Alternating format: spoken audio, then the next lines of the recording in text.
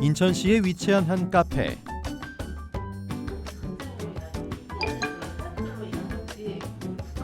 최근 학부모들 사이에선 자녀들의 문자를 읽고 이해하는 능력인 문해력이 걱정거리로 떠오르고 있다는데요.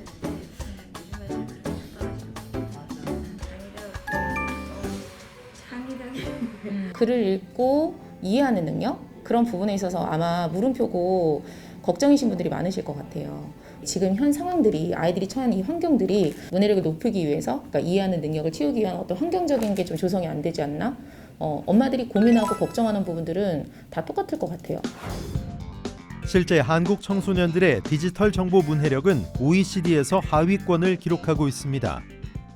문제를 이해를 못해서 별표를 쳐왔다 그렇게 얘기를 하더라고요. 그러니까 문장이 길어지면은 애들이 점점 그 문장에 대해서 이해를 못하고 문제를 이해를 못하니까 그 문제를 풀 수가 없는 그런 현상들이 일어나는 것 같습니다. 혹시 오렌지병 그 아이들 요즘에 얘기 떠도는 거 좀 들어본 적 있어요? 유튜브 요새 이렇게 짤에서 오렌지병이라고 뜨던데 과일 오렌지에 관련된 무슨 병인가요? 드라마의 아인시대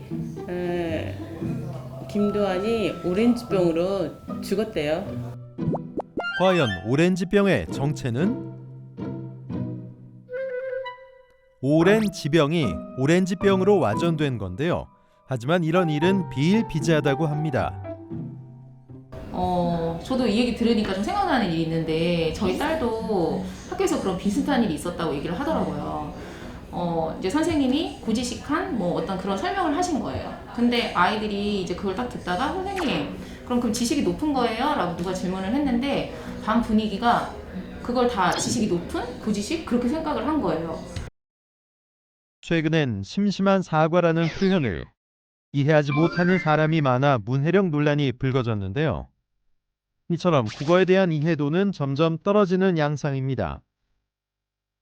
세계 최고 수준의 기술 발달과는 다르게 정반대로 문해력은 오히려 후퇴 위기에 처해 있는 게 현실인데요. 널리 통용되는 단어에 대한 이해도가 떨어지는 건 심각한 문제로 지적되고 있습니다.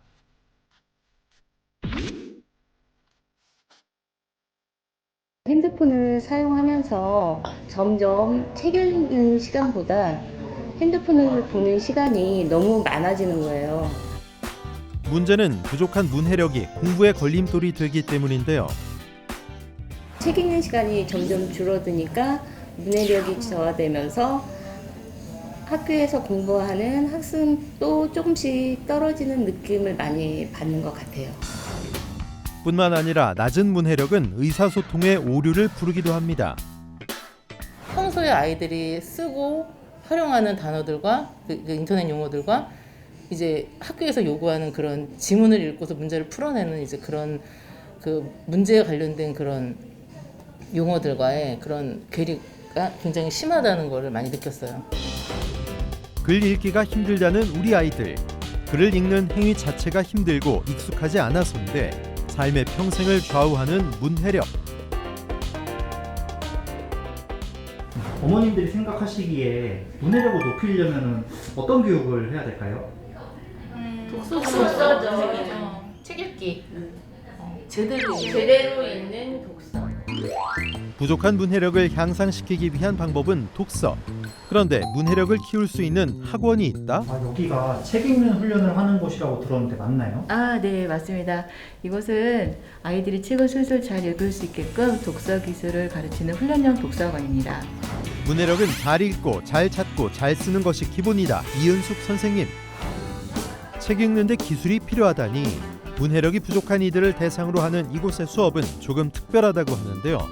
문해력을 높이는 첫 번째 수업은 무엇일까요? 자, 오늘은 바로 안건동으로 갈게. 자, 우리 사모하는 데 전두엽을 자극해봅시다. 준비, 시작. 바로 안구 운동이라고 하는군요. 하나, 둘, 셋, 넷. 속도가 점점 빨라집니다. 집중하고. 자, 최고 속도 200.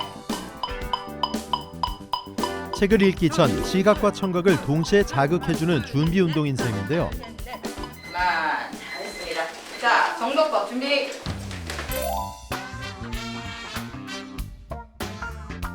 지금 문해력을 높이기 위한 시간인데 낙서하는 거 아니에요?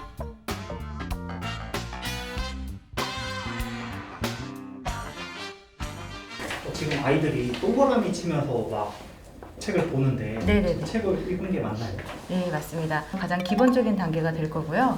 아이들이 이제 한글을 떼고 나면 책을 읽기 시작을 하죠. 그런데 어디까지가 의미 단위인지 알 수가 없기 때문에 아이들이 책이 재미없고 읽기 싫어지는 거거든요. 그래서 가장 기본적인 단계로 의미 단위로 끊어있는 훈련을 하고 있는 것입니다.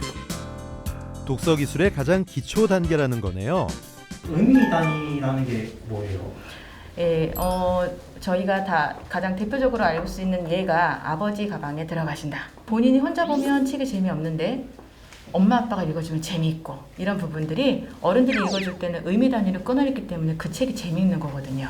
그래서 아이들이 그 훈련을 지금 하고 있는 것입니다. 이도 우리 자 너희들이 카메라가 되어서 그때를 찰칵 한번 세워봅시다.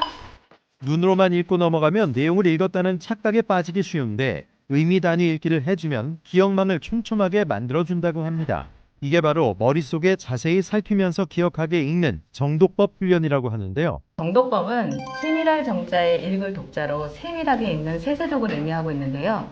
정독법을 통해서 활자인지 패턴을 교정해서 이 읽기 능력을 향상시키고 그다음에 저희 아이들이 통문장을 한 번에 인지할 수 있고 그것을 기억해내서 인출하는 그런 훈련을 통해서 기억력을 향상시킬 수 있습니다. 자 인술 시작. 이제 기억나는 것을 복기하는 훈련을 해볼까요? 생각나는 단어, 문장, 스토리 무엇이 돼도 좋아요. 기억나는 것을 한번 쭉 적어봅시다. 아이들은 자신이 기억하는 것을 막힘없이 술술 적어 내려가고 있는데요. 이건 어떤 과정일까요?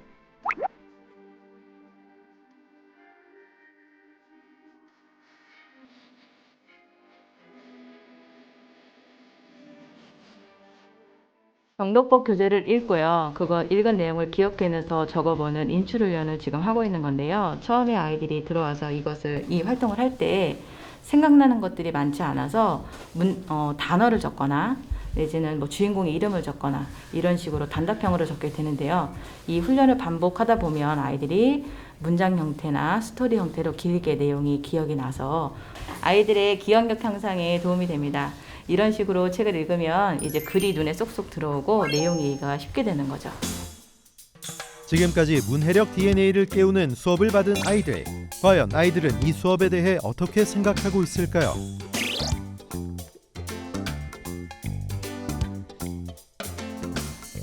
예전에는 책을 아주 안 읽는 편이었는데 정독법 훈련을 하고 나서 책이 좀 좋아졌어요. 상상력이 좀 그렇게 좋지는 않았었는데 이걸 한 후에는 소설책도 재밌어지고 뭐 더 상상력이 더 풍부해졌어요. 책을 빨리 읽어서 만약에 문제를 풀 때도 문제를 빨리 풀 수가 있어요. 너무 두꺼운 책 같은 걸 보면은 책을 멀리 했는데 이거를 하고서 왠지 글이 더 빠르게 잘 읽히니까 두꺼운 것도 멀리하지 않고 많이 시도해보는 것 같았어요. 문해력 고민 때문에 이곳을 찾은 학부모. 최근 국민 5명 가운데 1명은 일상생활에 필요한 충분한 문해력을 갖추지 못하고 있다고 합니다.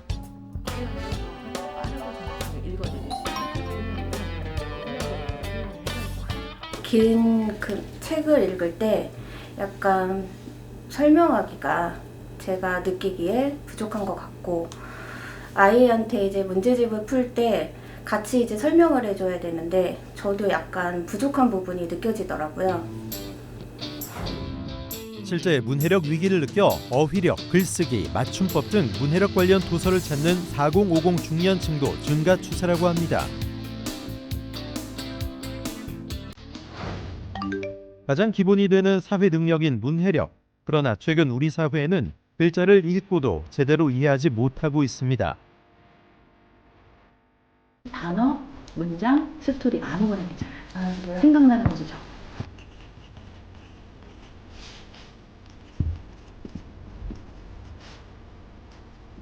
그럼 아이들은 어떻게 문해력 향상을 하는데 도움이 될 수 있을까요? 요즘 아이들이 본인들이 좋아하는 읽기 글밥이 거의 없고 재밌게 볼 수 있는 그림 위주의 책들만 많이 보고 있는데 책을 좀 편독하지 않게끔 골고루 선정해 주시는 것도 도움이 많이 될 것 같아요. 네. 어머님에게도 예외 없는 빨간 펜. 문해력 높이는 수업 해보셨는데 어떠시죠? 저도 이걸 2번 정도 읽어서 제대로 읽었다고 생각을 하고 기억이 많이 날 거라고 생각을 했는데 막상 적어보려고 하니 머릿속이 하얘지고 기억나는 게 별로 없는 거를 알았어요. 그래서 이 훈련법을 저도 좀 배워서 아이들한테 제대로 된 책 읽기 방법을 알려주고 싶어요. 생활 속에 책이 없다는 것은 햇빛이 없는 것과 같으며 지혜 속에 책이 없다는 것은 새의 날개가 없는 것과 같다. 셰익스피어 말인데요. 책을 읽기 전 문해력을 높여 책을 즐겁게 보는 건 어떨까요?